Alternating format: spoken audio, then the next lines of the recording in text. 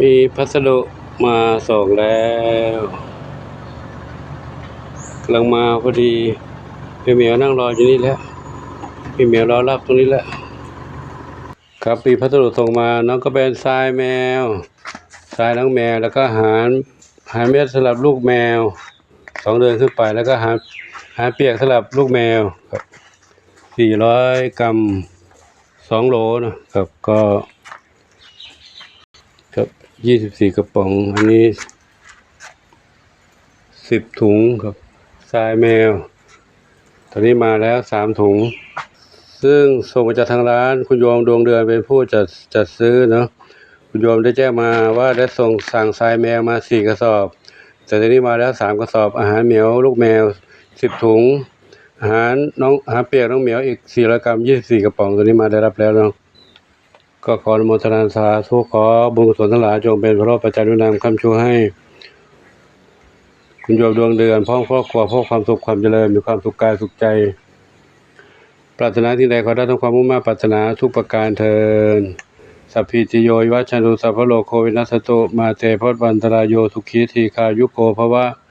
อภิวาทนาสิริสานิจังพุทธปัจจายโนจัตตารโอธรรมาวัฏันติ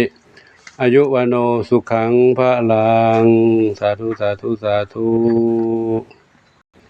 กระนังเหมียวเล็กก็จะได้มีอาหารเปียกแล้วก็อาหารเม็ดกินแล้วเนาะตอนนี้เหมียวเล็กมีอยู่เกือบ30เนาะทรายแมวอันนี้ก็ได้มาแล้วนะตอนนี้ทรายแมวต้องใช้เยอะเลยนอกจากมีแมวเข้ามาอยู่ร่วมกัน100 ชีวิตรวมกันแล้วเนาะก็ต้องใช้เยอะ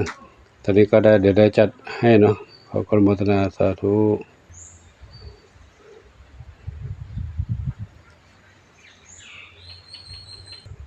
ครับคุณโยมดวงเดือนก็ได้ส่งมาให้น้องเหมียวอยู่เป็นประจำนะทั้งทรายแมวอาหารน้องแมวอาหารน้องกระต่ายวันก่อนก็ได้รับอาหารน้องกระต่ายเนาะขออนุโมทนาสาธุบุญใดๆที่คุณโยมปรารถนาขอจงสำเร็จสมปรารถนาทุกประการเถิดสาธุอายุวโนสุขังพลัง